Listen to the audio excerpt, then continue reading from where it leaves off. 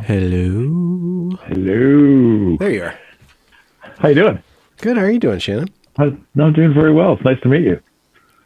Pleasant to meet you as well. Yeah. I went through my fall clothes to get my cardigan to join you on Already. the conversation It's the today. end of an era, isn't it? The summer's done. Getting a little chilly here. Why do you have several copies of an airplane book behind you? Oh, that's one my uncle wrote. Oh. Is he an And aviator? no, he's a Freemason. Oh. He lives in Gander, Newfoundland. And if you remember back on September 11, 2001, they landed 13,000 people in Gander, Newfoundland. The famous play Come From Away that spent years on Broadways and toured all over North America. I know this. When family wants to go see Come From Away, the famous play, we get VIP tickets because the United Fishermen's Lodge, the Masonic Lodges, the Lions Clubs, the Women's Auxiliaries, all of the small community trust networks in Gander, Newfoundland, population of only a few thousand people, lit up and figured out how to handle 13,500 people in Gander, Newfoundland as an international airport, they landed like all these planes. Wow. I didn't So hear this story. well, you heard this September 11th story, right? Well, I have heard about September 11th, 2001. I was there on that day. I mean, I was in Portland, but I remember the day. Yeah. Yeah. Yeah. I remember where I was. So it's a pretty, it's one of those Canadian hospitality stories and good old down home Newfoundland. We're going to take care of you with some salt fish and brews and some Newfie screech and My head cut out the new part, and now I understand that this is a Canadian triumph. yeah. Do you still identify, or have you ever identified as Canadian? Is Canada something that you're into or in or belong to? Like starting to wonder. Lots of people are concerned about where we are at the moment. Yeah. Here with how Maple China. how progressivism has become. Yeah. And I've lived all over the country. Lived in 5 of 10 provinces. I actually drove from coast to coast this summer. I started at end of March and spent some time in BC and Alberta and hung out with some friends. Hung out with Eva in Calgary. Had a coffee with her. And Eva Kurlova, if I think most viewers know her. She's awesome. Yeah. And I talked to teachers and school trustees and special advisors to the Alberta education minister. And I'm running for school trustee here in Ottawa, trying to push back on woke and raise some awareness and stuff like that. Yeah. Finished my cross country with breakfast/coffee with Mark Mercer, who's the head of SAFS, Society for Academic Freedom and Scholarship, our sort of version of FIRE. Yeah. So, Are you guys as embattled? It sounds like you guys are much more embattled than we are. The United States, like we sneezed the woke, and you guys got like the woke flu. It seems like. Yeah. I haven't traveled in the States in years, so I don't. And after the 2020 election, I sort of pulled out from like full time paying attention to what was going on south here. Yeah. And then I looked around here and like, what the hell is going on? Because I'd been sucked in more to global media and then right down into local politics. It's kind of terrifying. Mm-hmm. Mm-hmm. But you are taking steps as a good citizen to ensure that freedom reigns or reestablishes itself. Yeah, we're doing I never wanted to be a politician, or a public figure for that matter. But I think it's our responsibility to stand up and speak and especially when people don't want you to speak. I think it's even more reason to say it. And so, yeah, we've got a good crew going on here in Ottawa.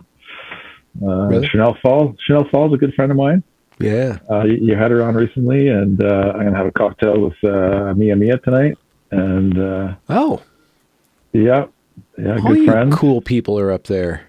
Yeah, the rumor has it Chris Elston's going to come back to town in September. I don't know if that's true or not, but it'd be great to see him. He's always somewhere. He doesn't stop. I got my face on Fox News last week when he was on because they put the picture of us at the truckers rally. Oh, yeah. And I think that was Mia and Chanel and myself. Might have been Heather Mason, too. And we were right in front of this, like, row of trucks.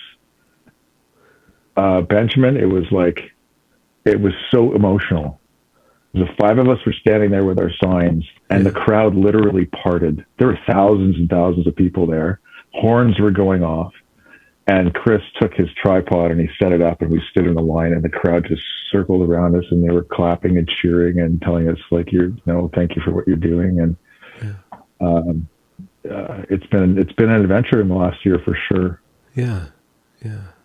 Do you have anything to report specifically about that honkening, the Great Trucker protest? Because the media would have us believe that it was an ultra-fascist, violent protest that teetered Canada on the edge of the abyss. Is that true from your point of view? I work downtown, and all my colleagues are in the office. We're a small enough number that we stayed through COVID, and they all had a chance to walk around. And after a couple of days, they were bringing their kids down there to have hot dogs and play in the bouncy castles. And no one in Ottawa believes this. You bring this up, and it's like you're a blasphemer and a terrible person. But I felt safer down there. It was like a Canada Day, like 4th of July in Washington, I'm sure. Like Canada Day is pretty big here.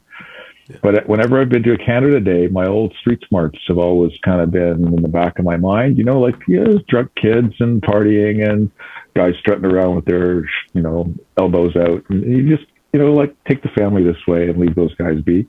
There was zero like that. I felt like nothing but joy.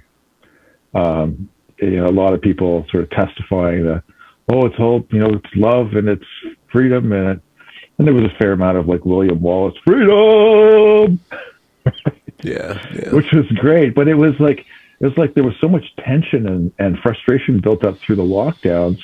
This is just like a pressure release, and fist bumping and hugs and smiles and it was really stunning. It was like there's this sphere or bubble around the downtown core, or around the area where this happened, and then when you left.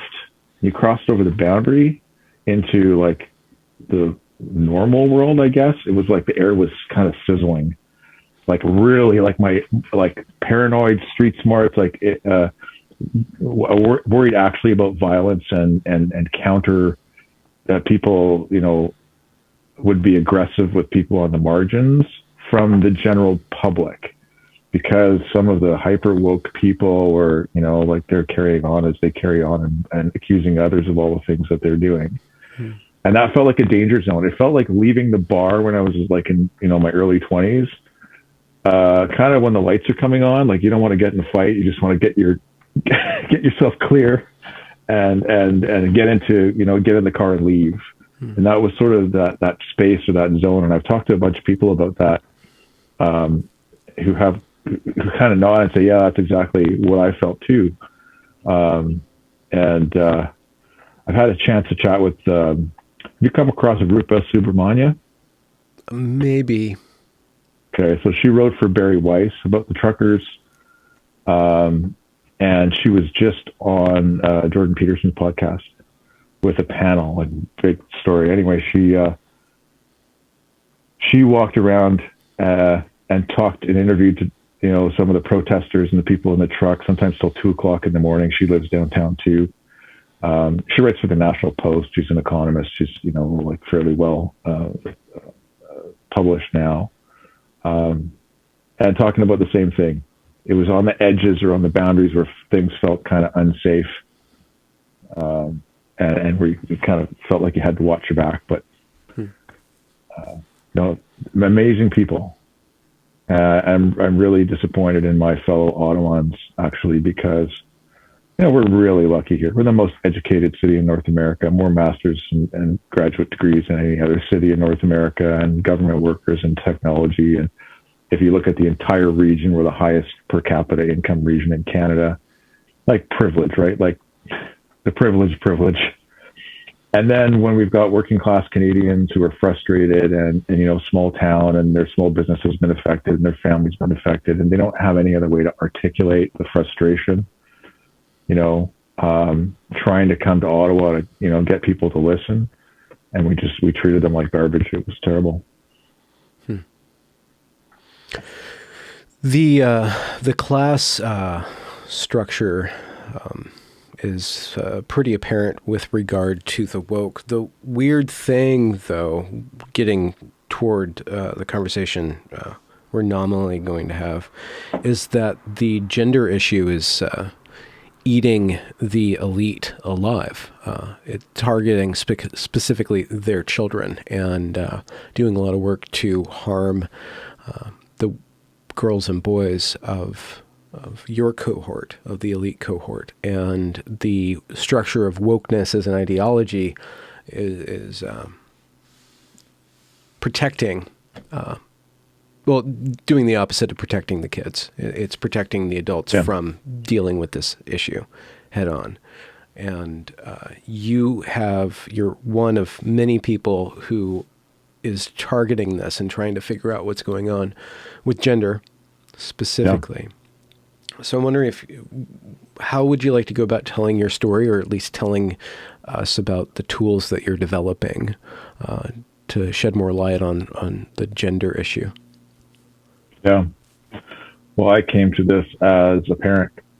I won't share too many details about my family situation, but I'm a dad unit to 4 kids. 2 bio kids and 2 step kids, and my step kids have been a part of my life for 15 years, and they're wonderful, and they're all grown up now.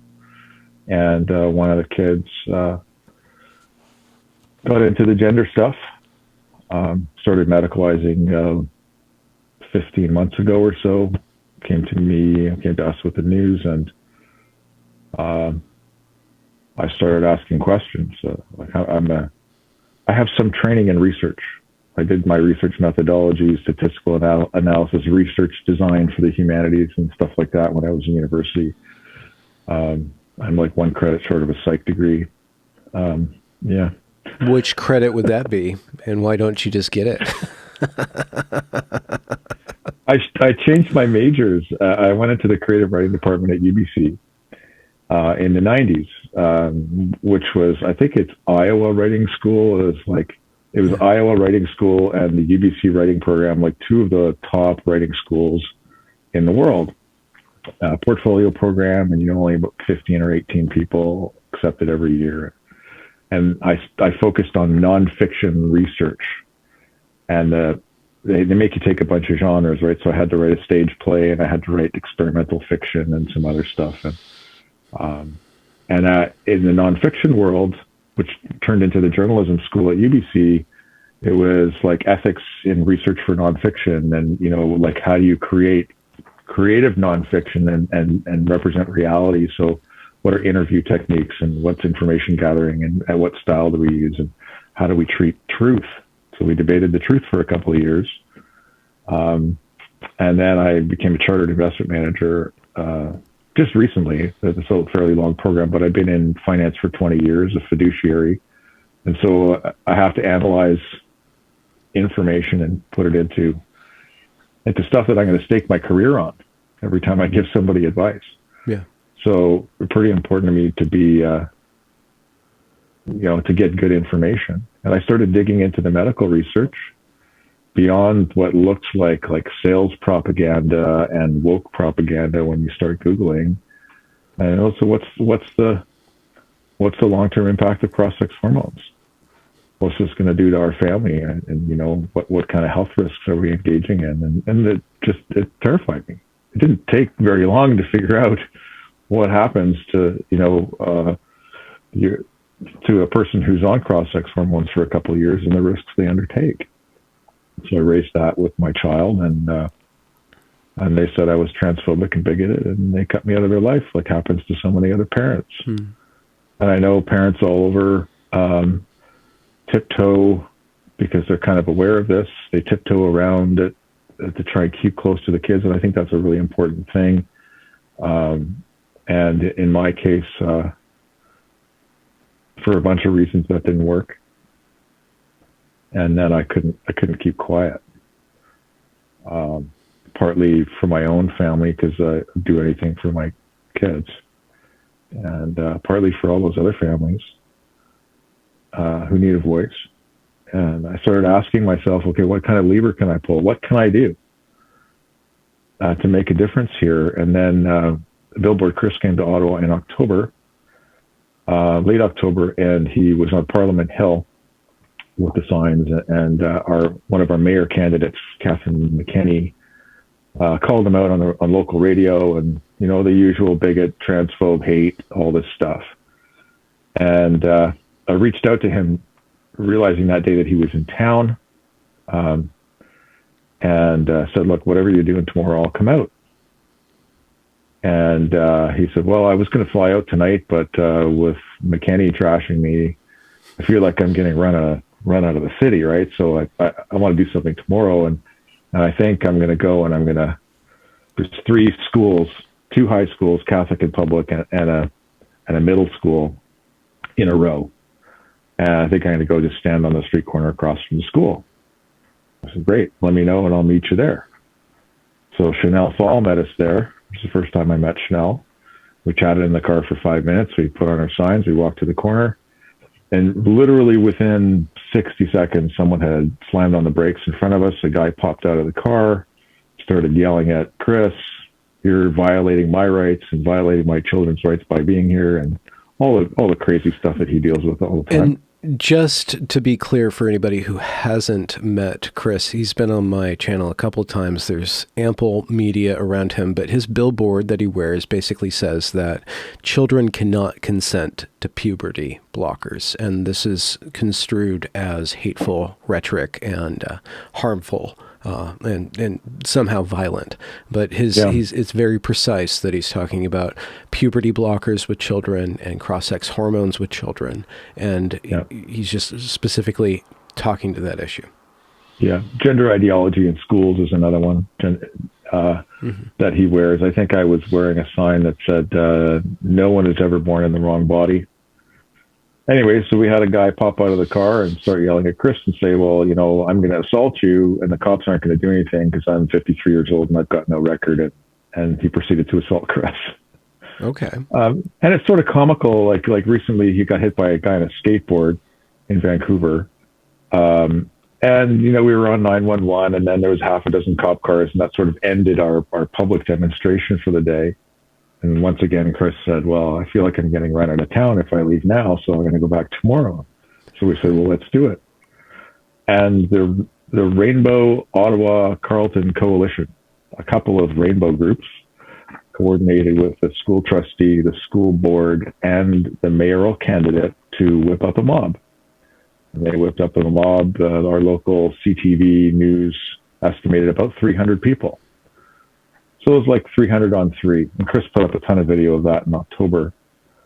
And they were pushing us around and wrapping our heads in banners and telling us we'd need to, die in a horrible fire. And Chris was spray painted, and Chanel had stuff poured on her, and his car was vandalized. And these are the anti-bullies, right? Kind of baffles me. And I walked away from that going what the hell? I had realized we were in trouble. I've been tracking, Jordan Peterson since 2016, and some of the university stuff going on here in Ontario, U of Ottawa, and Queens, and Ryerson, borderline riots and alarm pulling and things like that, canceling speakers. But I didn't realize just how bad it was. And then I'm a professional networker. That's how I've made my career, is glad handing. It's not, it's being glib. Well, it's better than panhandling. Yeah. I help bridge trust between people. And in my networking proficiencies, as I've developed them over the years, I talk to an awful lot of people about what is it you're looking for and how could I help you? And then when you talk to enough people, pretty soon it's like, oh, I know a person who's looking for this and you can do this. So let's bring those things together. And I built my professional practice as a collateral of that, of connecting awesome people. And I was at a professional networking event. I bumped into somebody I knew who had tracked this. And when I said I was there, she said, oh, well, I'm really curious about that. I was thinking of running an AI to see what the sentiment was. So she's the CEO of a company that does market research for global corporations, as well as polling data. And they've closed the margin of error on polling in ways that traditional polling never could. And as we know, traditional polling has collapsed in terms of its reliability. So they're getting great results, able to do text and sort of real language analysis on platforms, Twitter, Reddit, their primary text platforms. And I've convinced them to work with Tumblr.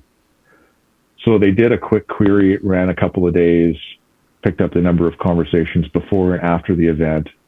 Chris Elston's goal is to generate conversations.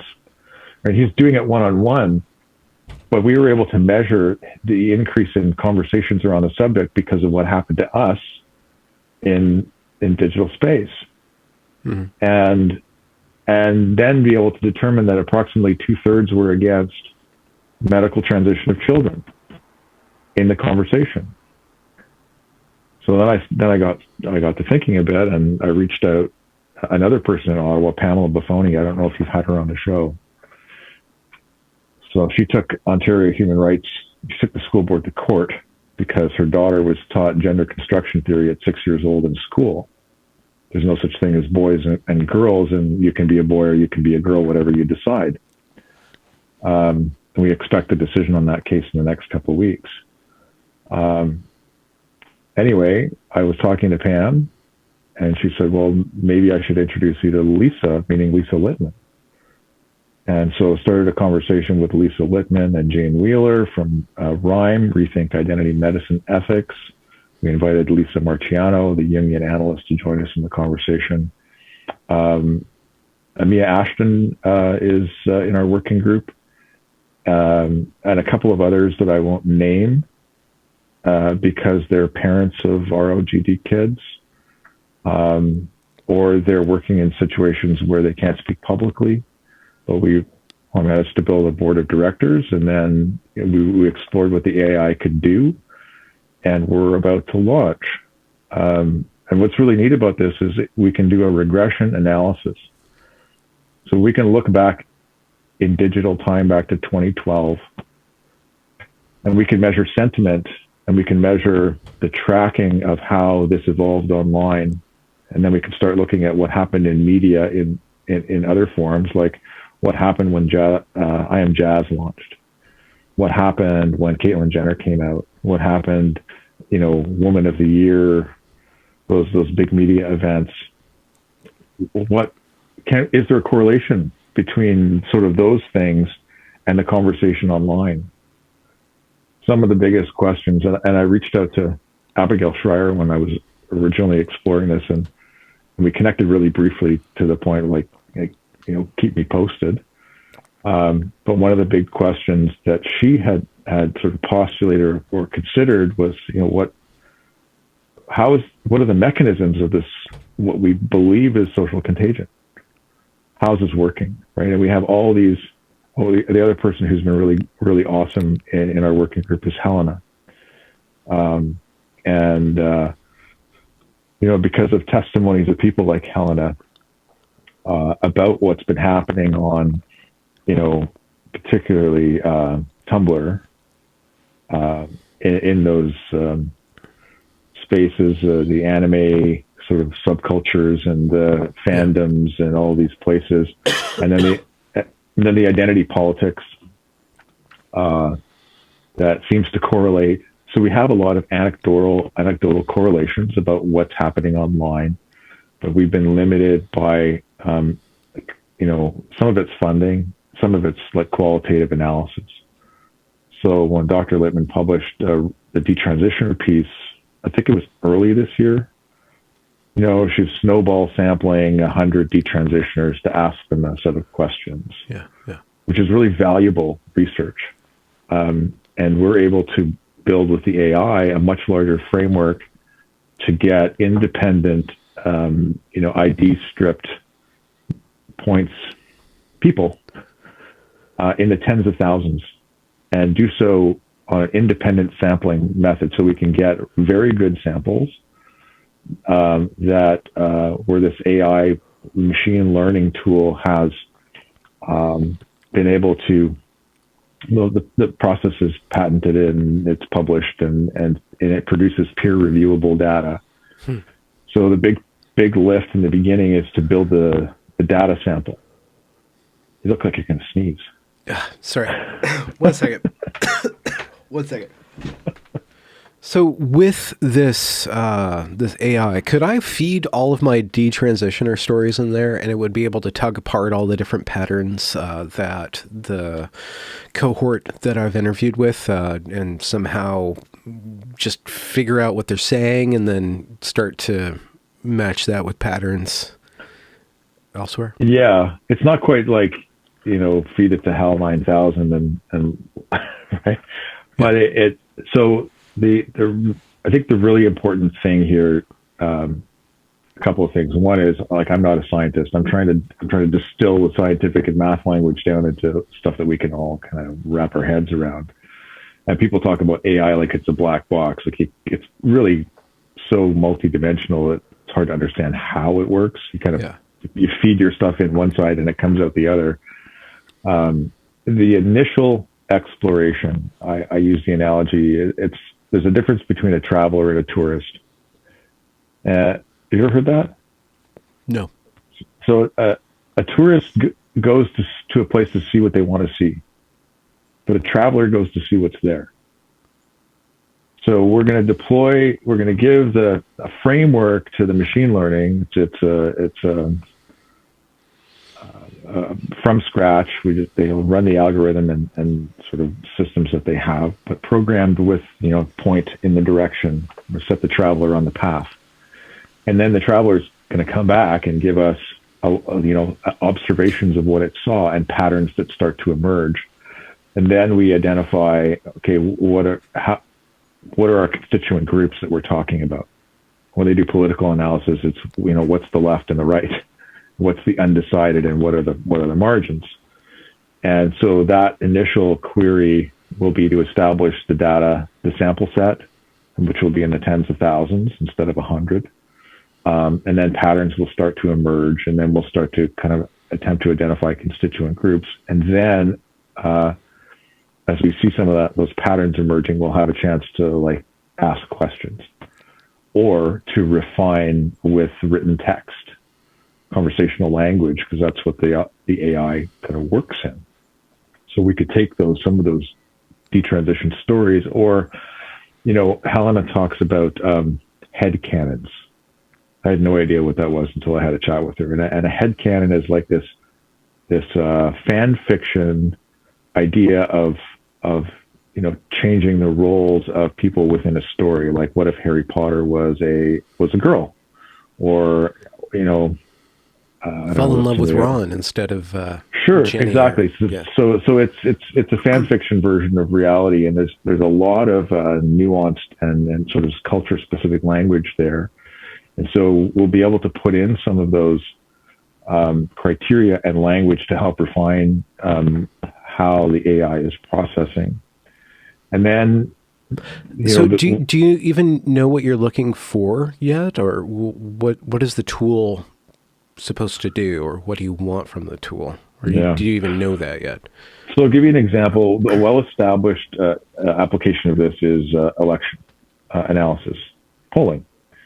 And in the last Canadian election, I guess that was October last year, it came to light in the last 10 days, week in the campaign that suddenly the abortion issue became relevant and could flip seats in Canada. And that was because of legislation that was being proposed or debated in Texas, that had sort of washed over. Was it you said the Americans catch a cold and get pneumonia or whatever, right? Yeah. So it became suddenly an issue that the AI picked up on as a meme, right? Like in the sense of Richard Dawkins' meme, like a unit of culture. Yeah. There was an identifiable group that might tip one way or the other if a politician had decided to use that as an issue. Now there are. You remember Cambridge Analytica? Yeah, but could you briefly I'll refresh everybody? Yeah, so Cambridge Analytica kind of came to consciousness or awareness after the 2016 election, where the Republican campaign for Trump had used I think Cambridge Analytica was a British firm, artificial intelligence, and they had slightly different tools and properties, but they were able to identify how people would make decisions and then micro-target them with advertising. To find people in state A, potentially to get them to state B, and what do you need to do in the middle to move them over? So this tool that we're using is observational. It's not manipulative, whereas Cambridge Analytica was a manipulative tool. So we can identify these different constituents and then understand how people make decisions. So the application that's widely used, where the company is really making its impact, is market research. How do consumers make decisions to go from thinking about it to buying it? And what are consumers looking for? Years and years ago, I guess I was just graduating high school when the Mazda Miata came out, the MX-5, I think it is, this little coupe car, and Mazda had been able to figure out what the market wanted when there was no such car in the market. Mm-hmm. And so the AI can kind of figure out some of those things that people are looking for, but companies aren't currently providing, or how could they make products better? So this market research and market analytics is a powerful tool. Now, you're processing. Well, I'm wondering if you are.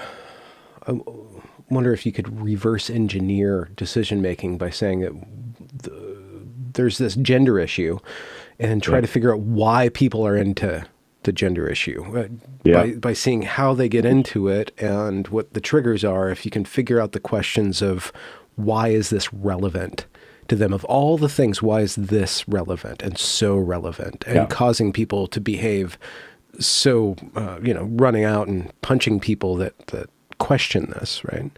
Yeah.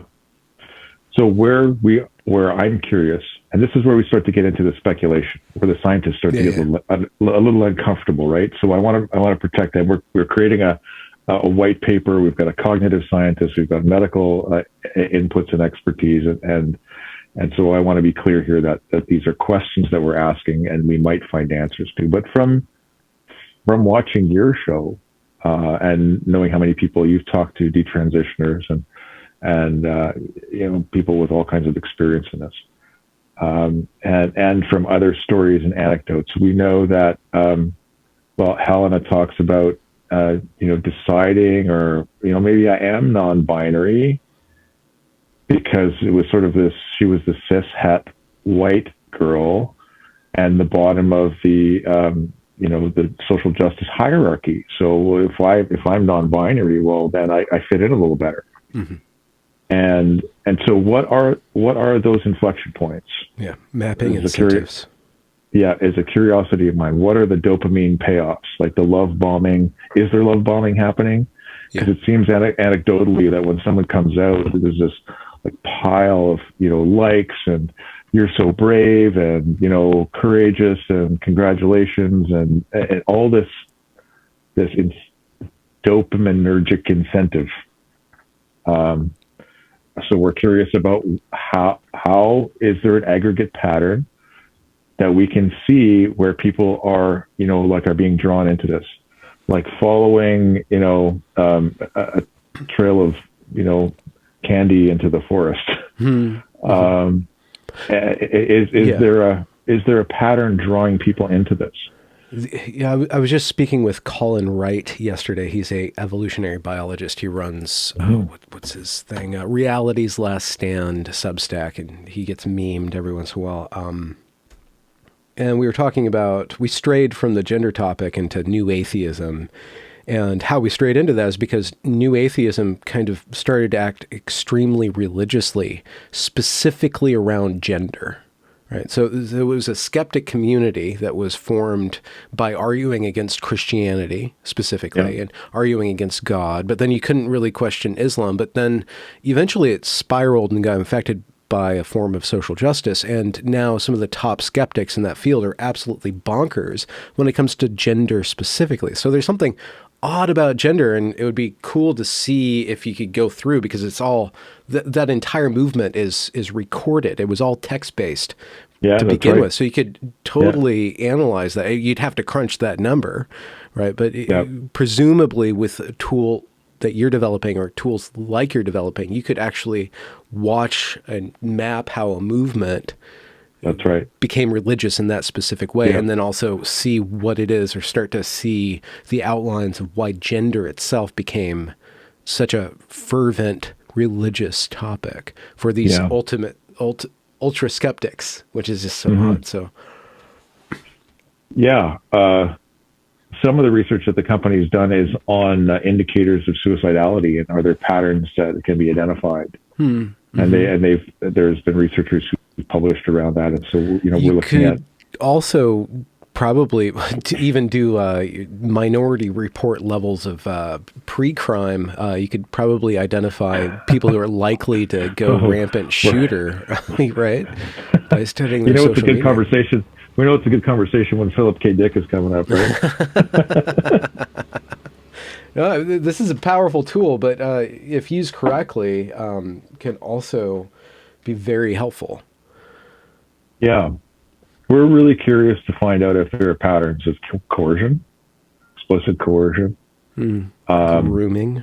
Grooming. Yeah. You're not allowed to say that word now. I've talked with GNC Centric and watched her on your podcast, and her testimony of the stuff, some of the really dark stuff that's going on in some of these corners of the internet. And, are there patterns of adult predators influencing kids? Yeah. Can we even kind of figure out those markers? Because when we start playing around with changing pronouns and changing names and changing identities, it's, this is where the AI is going to have to be refined, and we're going to have to be really careful. Yeah. And then sort of towards the end of the cycle, if we think of this as a process, can we figure out where questions start? What do you mean? For detransitioners, like, how do I, when they start asking questions like, am I really trans? Have I really made the right decision? Jane Wheeler from Rhyme is very curious about, because most of these platforms, you're not allowed to advertise for plastic surgery or hormones, or, that's explicit. And you can't advertise for, weight loss and body modification and these things that take vulnerable girls down into these places where like, we know teenage girls are vulnerable. We've known for decades, and it's been sort of this series of dark places that girls have been, when I was growing up, it was anorexia, bulimia, and then it was cutting, and, is gender just another iteration of this, where girls are being, and their vulnerabilities are being exploited for, I don't know, marketing purposes, for commerce, for like I don't know. Yeah. Can we figure out if there are questions that people start asking that helping them exit, or before they kind of drop off and change their names and emerge somewhere else again as their true selves, right? Yeah. Like Helena did, and like others are doing. Lots and lots of questions. So we've got about, I put up the pit piece a couple of weeks ago, which I shared with you. I think I gave you a heads up just before that was published. And that got a lot of attention. I got a note back from Pitt after 24 hours, almost 7,000 reads in 24 hours. And I was like, kind of like strapped to my chair for 3 days answering emails because there was so much response. Like, how can I help you? We're kind of, let's say it's a less than formal crowdsourcing funding model we have right now, partly because I don't want to put up on one of the big GoFundMe platforms and then have the TRAs like attack this. So we're keeping it tight. I've invited basically what I'm calling founding contributors to participate, which means that the numbers are small. I'm contributing $5,000 to the project. We're looking at about $40,000 to $50,000 US to run this for 6 months. Okay. And what's that cost made up of? Just server costs and data analysis peeps? So the firm hasn't used Tumblr in a number of years. Their primary data sources are Reddit and Twitter. So we're adding sort of the extra platform. They're going to have to do some re-engineering, some retooling of the AI to go back into Tumblr. And there's some geographic segmentation, the engineering and management, and then processing. So we had a conversation with the chief data scientist a few weeks ago, and he was trying to explain this in layman's terms. Like, we can't take the whole internet and figure out, because it's too big and there's too many people. So we've got to find independent data sources, people. And then the machine then has to find another independent sample. So not a person that's connected to the original, someone that's independent. So we're creating all these independent data points to eliminate bias, basically. And they've figured out a shortcut where instead of taking, a few hours to find an independent from the last, it takes about 60 seconds. But even at 60 seconds, 1 a minute, if we want to build a data source or a data sample that's in the tens of thousands, it's going to take weeks. And so that's sort of like that hard crunching in the beginning to build the data set and the source. And then queries are so that there's about a 20,000 US startup cost to get from, like green light to our first, there's some iteration in there that we're giving some feedback, and then we get our first reports in about 6 weeks. This could also be used later on down the road or form the basis of understanding what it is to be media literate or literate about the internet, to become more aware of how interacting with information that is crowdsourced through comment fields, through Reddit, through conversations online, and various different role play sites and Twitter itself, etc., how they start to influence us, how they start to shape what we start to think about and what we start to obsess about, and how it's kind of like probably pretty predictive how human psychology works, and then seeing how emergent, let's say, the gender ideology is, and how it's so addictive, not just through its, like the cult dynamics, like you were saying, with love bombing and reinforcing and shepherding or keeping people in the flock, but also other aspects of questions and attractors that are just kind of natural to the human, probably natural to girls more than boys, or boys more than girls, and start to become more and more wise about this landscape that we live in. So really, Benjamin, I've talked to quite a lot of people about this now. For us trying to figure out what some of the outcomes and what the utilities might be, you're the first person to articulate that, I think, in terms of media literacy and in terms of helping educate people how some of these mechanics work. You're absolutely right. Of course, the biggest question, I think, is, can we demonstrate that this is a social contagion?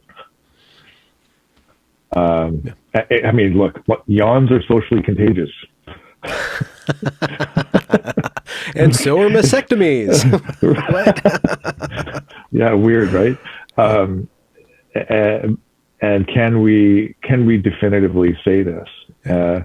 Mia Ashton had put up, Crimea River on Twitter had put up a tweet thread a couple of months ago about social contagion, and Nicholas Christakis from Yale retweeted it and said, yes, indeed, and he used the word transgenderism, there are aspects of transgenderism that are certainly social contagion. So we've got one of the world's leading experts on contagion talking about this now, and we invited him to the conversation. Mm-hmm. Mm-hmm. And a couple of months went by and we didn't hear from him. And then one day pop in, oh gosh, I don't know how I missed this email. This is really interesting. I'd like to chat. Excellent. So we had a conversation with him about some of the factors of contagion, and we're incorporating some of that into our ideas, and legislation, policy formation, like giving feedback now to social media companies and trying to inform the public, helping kids learn media literacy. If this demonstrates how manipulative this is, and helping parents educate kids. And I can already assume that people empowered wouldn't want this to be known because they probably use a lot of the tricks to maintain their power. It seems like what some people call the cathedral is very good at, like we saw with the trucker conflict or protest, like we saw in 2020 with the United States election, with Black Lives Matter, with how George Floyd went viral, with how those protests were covered up or excused by the people who a month later were demanding everybody stay in their home, but somehow racism, it makes you inoculated to this virus, right? So there's all this media manipulation that's going on, and the gender stuff is kind of, it is in line with other aspects of the people who are in power. We know Joe Biden's administration all on board with the trans kid thing. So it would seem that this tool might kind of prove that the emperor has no clothes in ways that would really embarrass the powers that be. On a number of different levels, not just the TRAs, but the people in the medical industry, the people in the school industry, the people in the government who are all on board with this and pushing this. Even if they are doing it under good intentions, they're hoodwinked themselves. It could potentially prove that this is a mass delusion. And the people who are deluded have a lot to lose by being shown to be deluded. Yeah. We were talking about Freemasons earlier. Now I'm starting to feel really paranoid. Sorry to go there. I think this is unique in the world as far as I can tell, and I'm at a unique intersectional place where I have the contacts and the relationships and the skills and the networks and to facilitate this. And then give it over to the scientists to, analyze and come up with, good quality understanding of what we get out of it. This isn't just about the gender ideology. This is about mapping ideology in and of itself. You could actually use this or launch this into studying religions, how religions operate, how political movements operate, or fanatical extremism. What do they call it? The radicalization process that people are subjected to from various ideologies and religious extremist traditions, and what are those motivators? And I'm sure the intelligence agencies are listening into all this, and they're well ahead of us, right? Probably. They know how all these mechanics, how all these mechanics work. But from a sort of public information perspective, as far as I know, this is unique. The response was so good, and I hinted to you in our last exchange that I was going to make an announcement. We're giving the green light to launch the A on Monday. Oh. So by the time you put this up, we'll have hit the button. and the generosity of contributors has been extraordinary. I was holding a $20,000 mark roughly as my green light to go, and in the last 10 days we've just like the momentum is there. We're not quite at, we're about 75% of the way, but it's been overwhelming, and a lot of people. I've been in big business deals before, like big ones, where there's $250,000 or $500,000 on the line for a business, and we're doing, and you never want to put your emotions into that, right? You do your job, you analyze carefully, and you don't spend the money before it happens, or you don't, kind of like, what's my bonus going to be here, or whatever that was. So I've kind of learned I don't want to pin hopes on this. I'm reserving myself emotionally. And I think it's potentially big, what we can get out of this. I wrote a piece a while back that got a little bit of traction on my Substack. I call it the gender bubble. Because of my career in the stock market, I've been through two major stock market bursts, and then a couple of big corrections and COVID, and I'm trained in helping people work through cognitive bias, avoiding cognitive bias, because of mass hysterias. And this is one of the things that I asked Dr. Christakis about as well, because he's had some stuff to say about mass psychogenic illness and, the pandemic itself and the 3 phases of pandemic.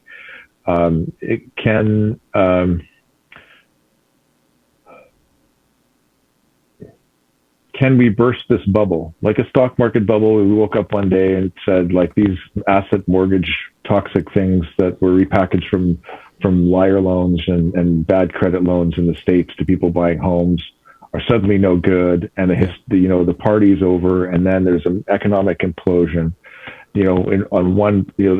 At the beginning, the graph goes straight up. Stock market bubble graph looks like you could just overlay the gender graph on the stock market bubble graph.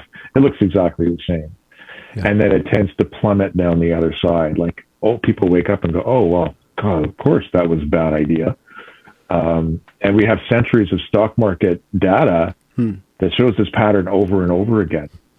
So I think that we're at a point right now where we've had the collapse of the Tavistock, where we've had, Betterman, the UK's Attorney General, made her statement last week, the National Health Minister of the UK, the French Medical Association of Australia, FDA, all that stuff. And even in Canada, Saturday, a couple of days ago, the editorial board of the National Post, one of our 2 major newspapers, Post Media in Canada, announced that they said, we're suggesting caution and advising, and they mentioned the Tavistock and all this stuff. The former head of the largest gender clinic in Canada spoke out 10 days ago, 2 weeks ago. We're seeing cracks, right? We're seeing like maybe the bubble's bursting. Canada media has refused to report on this in any meaningful way other than Barbara Kay and John Kay, from what I understand. Yeah. And now they're like, put in an editorial, even though we've been suppressing this story, because obviously they had to have been suppressing the story. It's one of the hugest stories of this generation, of Gen Z. Barbara Kay has been great about getting stuff up, and there's a whole letter writing and like advocacy group sort of underground in Canada, and we're not unique, I'm sure.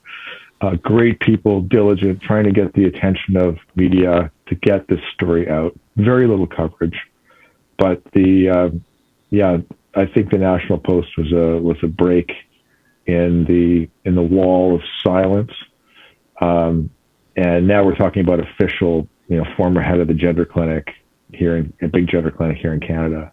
I've been hammering on our local Children's Hospital Eastern Ontario, in social media, in my campaign for school board trustee, pointing to the numbers are in 2014, approximately eight kids went through the gender clinic, and now it's 200 to 250 a year, and pushing at media.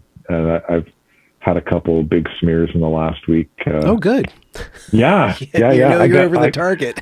I got written up on antihate.ca. Oh, yeah. Like you guys have like your badge of honor. Your little the politic. You get what's it called? The Soviet one of those Soviet era thought policing. Deliberate, funded by the government, and Trudeau's best friend shills for donors on this every time there's a so-called hate incident. Give your money here. And so they've got the Government of Canada label on their site, and it's tabloid quality content that's just designed to smear people.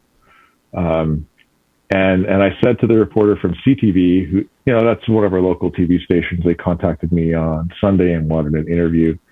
I said, look, you're going to have to change your narrative. You're going to have to change your editorial position on this story because you can't hold it together anymore. And I itemized for him in the email. And then I just fed him 15 minutes of facts. And he's saying, well, puberty blockers are totally safe. No, they're not. And here's all the reasons why. So they published the hit piece on me anyway, but it's getting to the point where you can't hide this anymore. Yeah. People are waking up. The response to my public advertising from my campaign has been overwhelmingly positive. Although there's, like the radicals and the, bizarre threats and accusations and hysterias and things like that coming from the TRA camp. Yeah. Yeah. And then there was, I don't know if you caught this, but there was a Libs of TikTok thing that went viral yesterday where, so this is Thursday, the 25th, an Ottawa public school teacher advocating for keeping secrets about gender transition from parents in multiple tweets. It's a violation of parental's rights to the moral education of their kids. Like, in international law, like, this is protected. There's a reason why parents have these rights to moral education of their children. The state can't take over. And so Libs of TikTok is just like there was 1,800 retweets and 6,000 likes and getting all kinds of the wrong kind of attention for our school board here. They can't keep lying and they can't keep doing this. Yeah. The, there's a lot of messed up people out in the world. What we call the TRAs, or the radical trans rights activists, are a lot of broken people in that bunch. And then you also have a lot of do-goody people trying to just do the right thing, what they think of, and they're fed and they believe this, the harmlessness of the lifelong medicalization and body modification of children. Somehow they think that that's okay. My anger or my lust for vengeance, though, is principally towards the government and this professional class. I want them to burn. I really want them to eat crow in the most fabulous way. And I'm pretty sure that they'll get out scot-free. Probably get off, with maybe some bad looks or something like that. But I really just have so much loathing for that class. That's a bit like the Wall Street, like that bubble, robbers during every bubble, right? They walk away with their millions in bonuses and golden parachutes. Some poor patsy somewhere takes the fall and gets blamed for the $80 billion that was lost, and then there's other things that get exposed, right? There's during stock market bubbles, there's the Bernie Madoffs that get exposed because they can't keep their shit together anymore. And but Bernie Madoff, he was like kind of a pundit kind of guy, or he was a Ponzi schemer. Okay, yeah. A Ponzi is a financial pyramid scheme where you pay your growth out to your early investors based on new money coming in, and it can't sustain itself without more and more money. And as when the markets collapsed, there was margin calls, and I think it was over 50. Was it $5 billion or $50 billion? Like, it was a huge amount of money that he'd scammed out of people. The same thing is hiding within this gender ideology within the medical system, within the school systems. There are people who are exploiting this and taking advantage of it and taking advantage of people. Jack Turbin, he's he's a fool, but yeah, he put his name, he put his reputation on this gender stuff, and I'm sure he'll go down in flames. But the people, the board of the APA and the AAP and all these different medical things, it's like they're just like this editorial board. They'll kind of course correct and be off scot free unless some sort of lawsuit could happen or litigation. But other than that. Which is weird because, the social justice activists and the woke warriors want to tear down the Canadian government for the atrocities of the residential schools. Yeah. Like we should just decolonize and destroy our whole society because we need to pay for the things that happen to the Indigenous kids in the schools. At the same time as they are morally righteous, deciding what's best for children, inserting themselves between parents and children. State knows best. We're going to be the parents of the kids now. We're going to separate the parents' influence from the children. It's exactly the same thing that happened in the residential school system. Yeah. Well, and I could see that, like, maybe subconsciously, the ideology, and I don't like talking about the race stuff, but it's very predominant in the woke ideology, but it denigrates the white race and whiteness. So it actually works to the favor of the ideology to end the white race if they hate whiteness so much. I don't like going here with the racial stuff because it's shoddy territory. But if you are castrating and mutilating a generation of white people, it kind of fits into the ideology to be righteous about that in a very perverse way. That's another one of the correlations, I think, and I think you alluded to it earlier about how this affects, middle upper class kids. We should be able to figure out what correlations there are to race and class with respect to kids who are going down this path of gender transition. Yeah. If there's a one-to-one correlation with the social justice ideology or wokeness and gender and people who are transitioning, that's a pretty damning finding to be able to prove that with data, even though it seems so obvious. People who are gay exist across all political spectrums and always have. But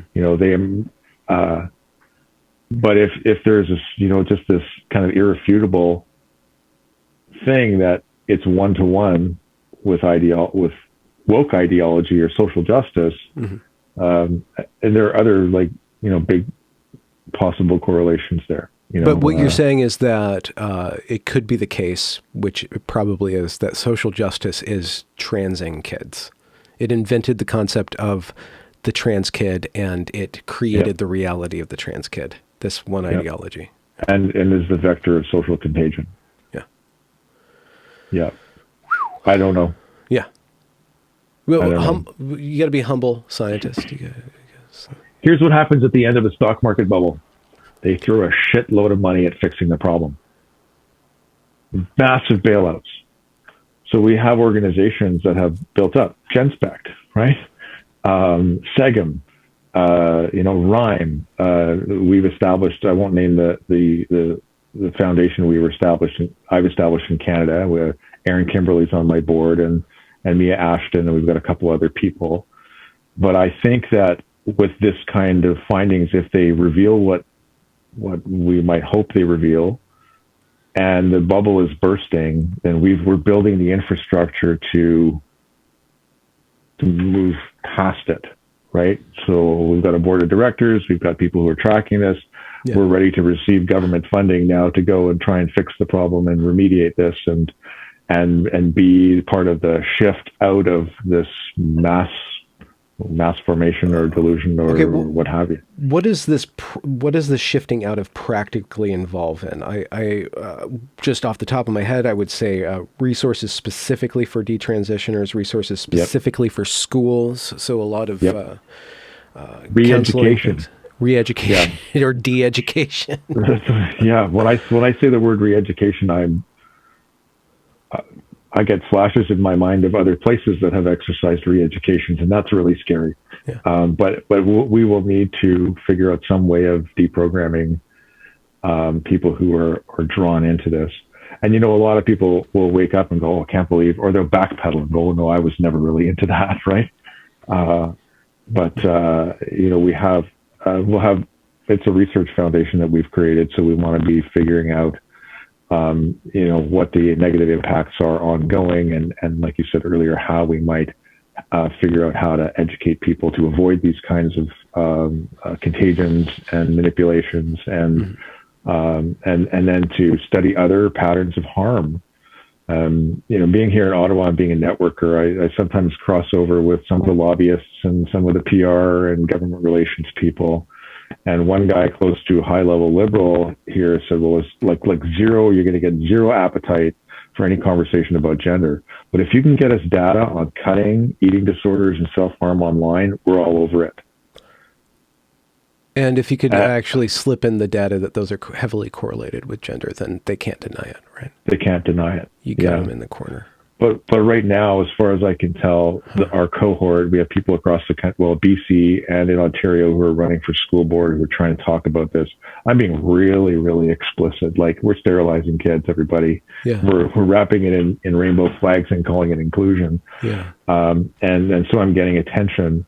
But we're the only cohort of politicians in Canada, and maybe there's a dozen of us, who have dared to speak out about gender ideology in the whole country. And I've talked to some of the senior level people in the conservative leadership campaign, and they're like, you know, well, we couldn't do anything about C4 because you don't understand. They were going to call us bigots and transphobes. And cowards. And I said, so, okay, just sacrifice the children, right? Yeah. That sort of ended the conversation. But there are, on the other hand, Benjamin, there are people. So I can't explain. I was having a conversation back and forth with Lisa Marciano. I think you've had her on, right? Yeah, lovely woman. Jungian analyst, and you know, one of the you know, big things if you approach Jung at all is this idea of synchronicity, and suddenly things happen. So I bought my mom was moving from the West Coast to the East Coast. She needed to get her car from Vancouver to New Brunswick. And I said, well, okay, Mom, I'll drive the car, fine, but I'm going to do some little detouring. And I'm going to kind of go on a mission. So I chatted with some canceled teachers and professors and people working at various levels of government in British Columbia. And I grew up there, or spent my teen and university years there. And so some people I know have grown into, you know, professional roles and leadership roles and things like that, and giving me intelligence about what's happening in first responders and nurses and city of Vancouver and city of Victoria and all this woke stuff they're pushing back on. And someone said, oh, you should go to this conference in Calgary. Like, I've never heard of that organization. He's like, well, you're not supposed to. So I get there, and the opening speaker is like, well, we're not really a secret society, but like, we kind of are. You can't talk about what we talk about here. And there was probably 100 people in the room, like smartest room I've ever been in. And they all know. And I managed to gut punch the room with, you know, there was a panel presentation on what's happening with gender ideology and women's sex-based rights and various other things, and like really powerful stuff, right? And then they allowed speakers, and I got up and I said, well, like, what these great people haven't said explicitly is this, right? We are sterilizing vulnerable children. We know that 35% of them have autism, comorbidities of anxiety, depression, cutting, obsessive disorders, all of these things. And we're, you know, puberty blockers and cross-sex hormones sterilize these kids. So we in Canada today, we think of ourselves as a country where this couldn't possibly happen. We are sterilizing vulnerable children in Canada today. You know, the former leader of the national opposition was standing behind me and questioned, and he put his hand on my shoulders and he said, well done. So leaders know. And, you know, they're trying to confront them publicly isn't working. But when we get to a tipping point, it's going to shift. They'll. I doubt any of them will voluntarily wear the scarlet letter E for eugenicist, but they're basically all complicit. This is, you know, the woke like to talk about systemic abuses and prejudice and racism. No, this is a systemic problem. It's in every system that we have. Yeah. Education, higher education, government, every level of government, you know, workplaces, everywhere. It is the system at the moment, and we got to crack it open. Back to Jung, it does sound kind of like you're facing a dragon in a very literal sense. Right? Yeah. And so what's the psychology from your point of view? You did mention that you try to keep your emotions low, but what are some of the discoveries on the level of your own character that you've been forced to reckon with or that have emerged in pursuing this?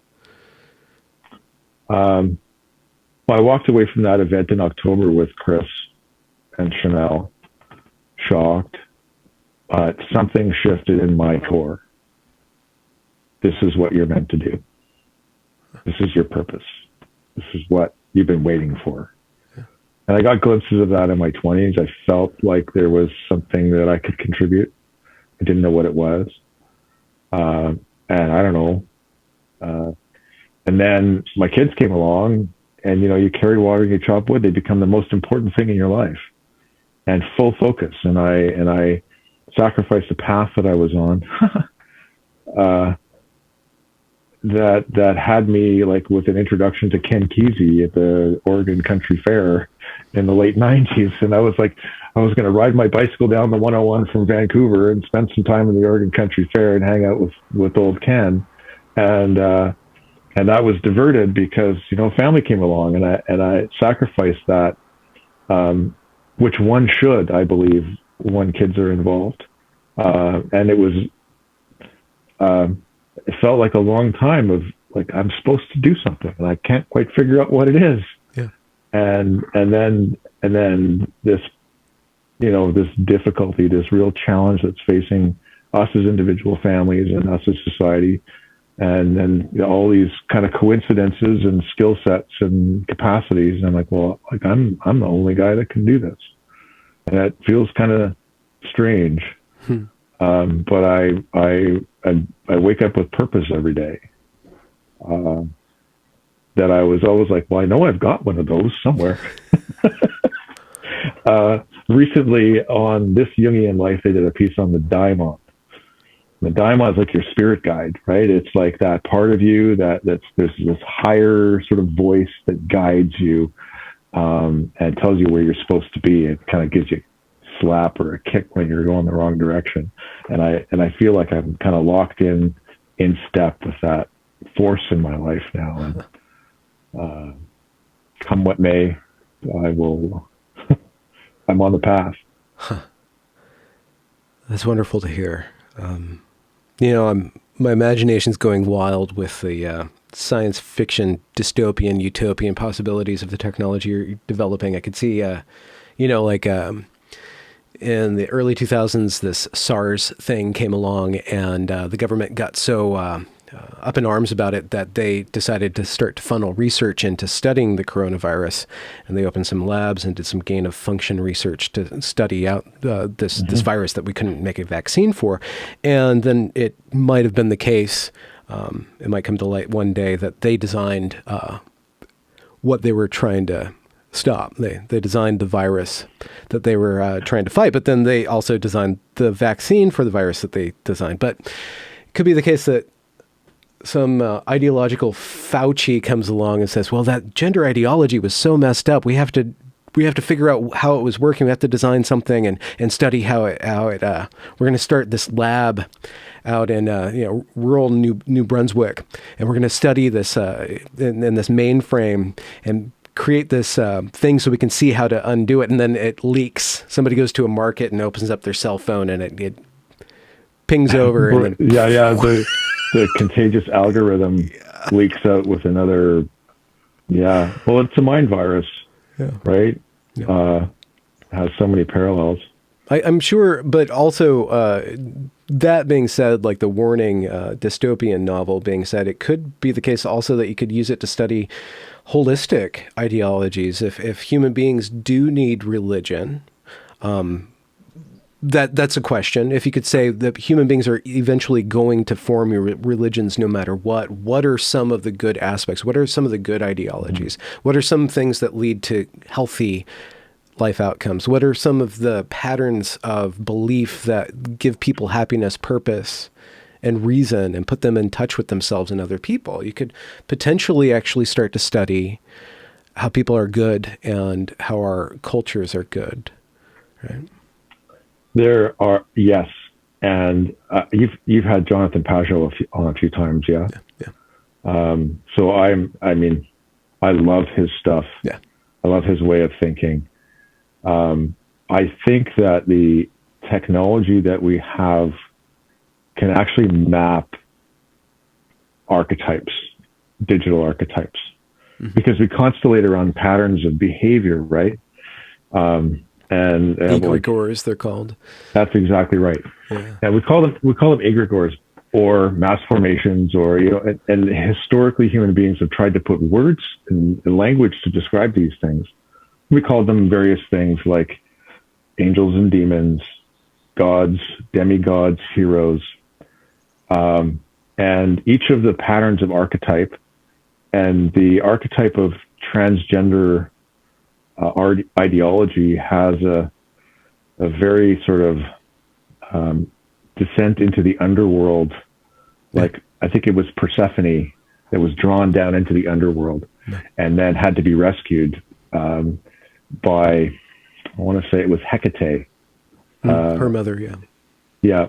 But Persephone she could only come out once a day or something like that. And half the year. She was half the year. Okay, but she was married to Hades, so that's right. So when she descended into the underworld in infertility, that's the winter, and when she came up into the world above, that was the summer, and that's sort of the mythic description. And there's some connections there, and there's some older patterns, but we have we're living right now in the late stage capitalism, and that's can be described as an egregore, or a major archetype of, can we get planetary? Can I go astrology here? Sure. Yeah. Okay. Okay.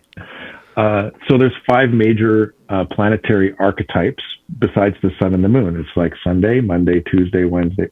You follow me? Yeah. The days of the week are named after the 7 heavenly bodies, sun, the moon, and the 5 planets. And the 5 planets are Mercury, Jupiter, Mars, Venus, and Saturn, not in that order. But those are God form archetypes, or they were labels we used to, well, we're going to tell stories and we're going to attach them to these things in the sky as we're staring under the stars, right? And looking up. And from generation to generation, we use those as memory pegs to tell stories about the war god and the fertility goddess and the big moving patterns of growth and expansion, which is Jupiter. And we used to call the Saturn archetype the great malefic. And then Mercury's this little thing kind of running around shapeshifter and trickster and all of this. And we can look at these large patterns using that language. Yeah.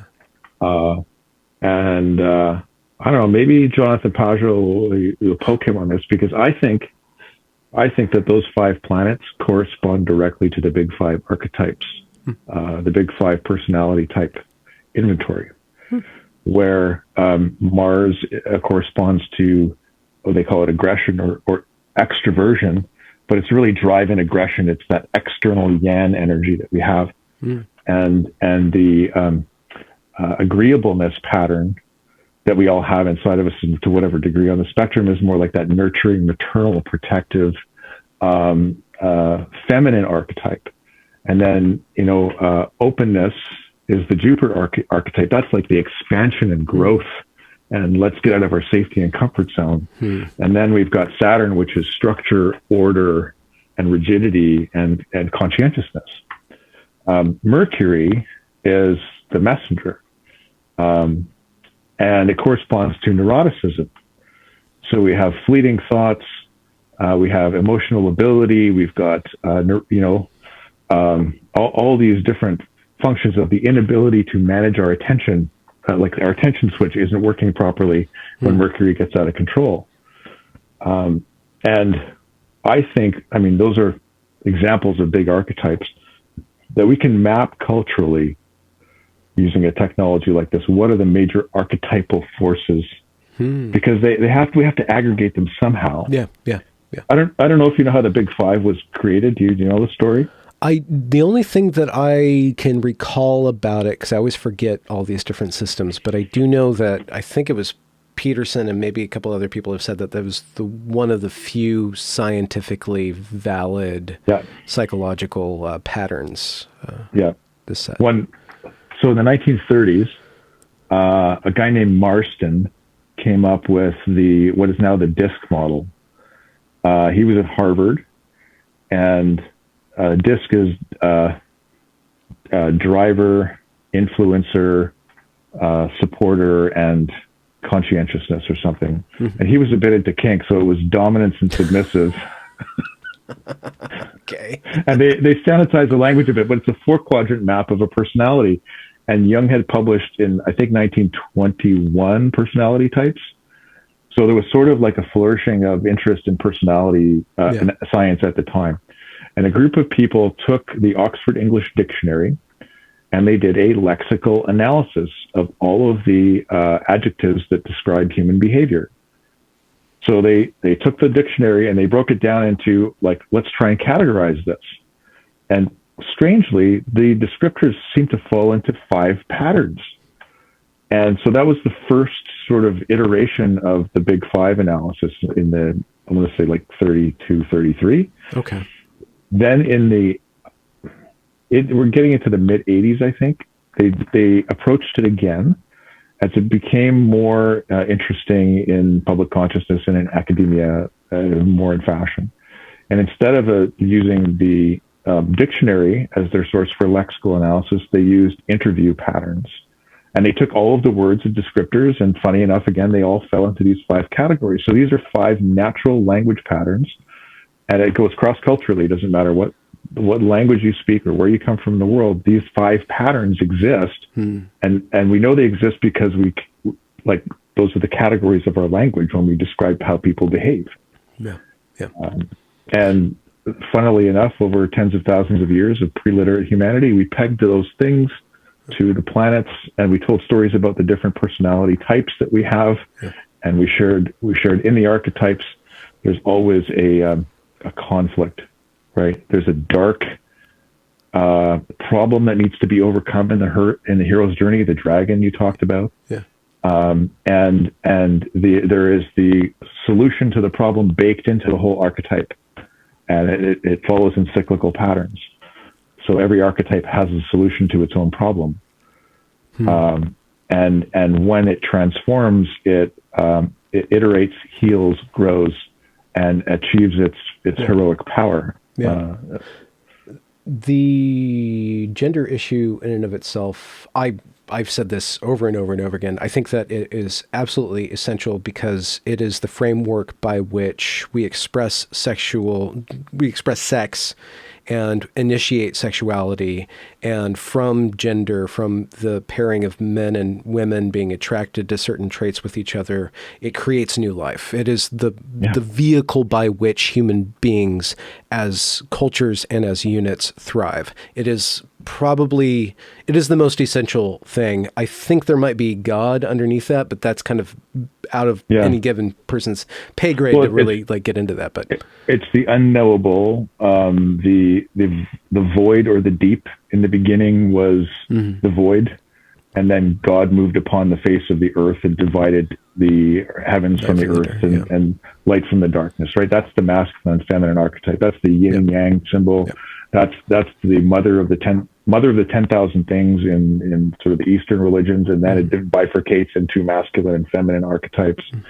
It's the foundation of every sort of religious faith tradition. Mythology is men and women. And baked into that too is that we have a little bit of the opposite in us. in order for us men to be able to understand women, which I think we're still working on. I got it figured last out. I checked, like and subscribe my content to know how to understand women.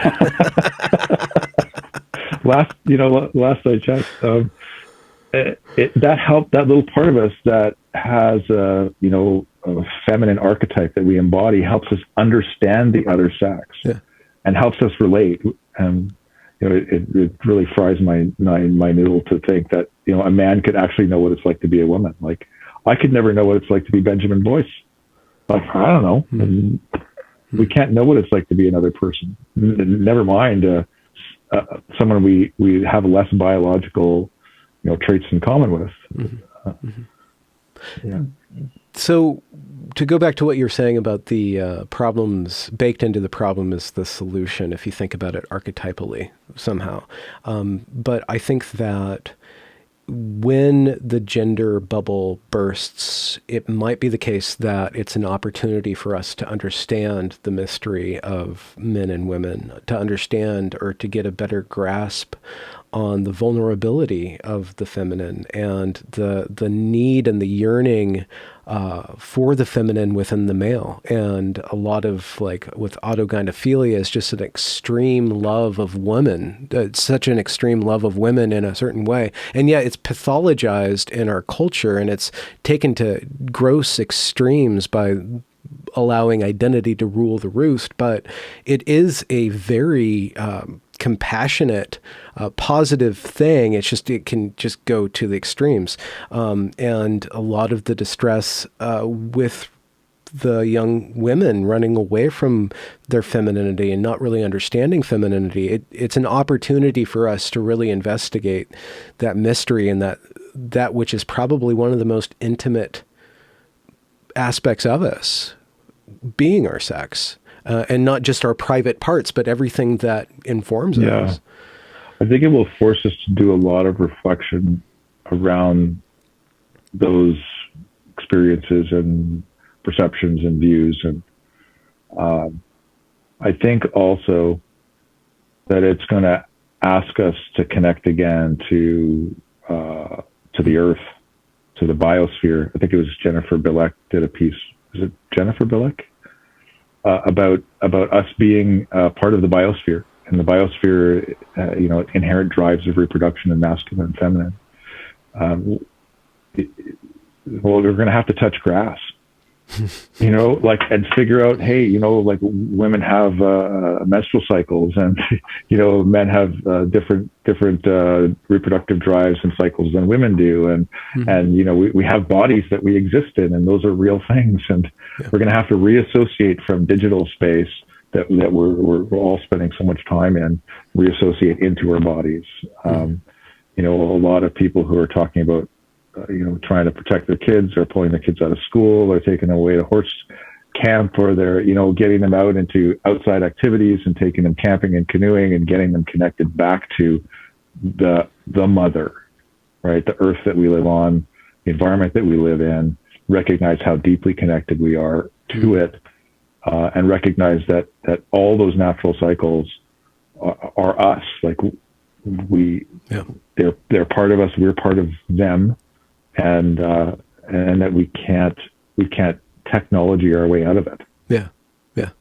It reminds me of Genesis, when man and woman, they eat the fruit and they get kicked out of the chat room with God. They have to go toil in the field, right? They have to associate with labor and with pain and with snakes and with growth and perpetuation and with death, ultimately. Yeah. Ego death.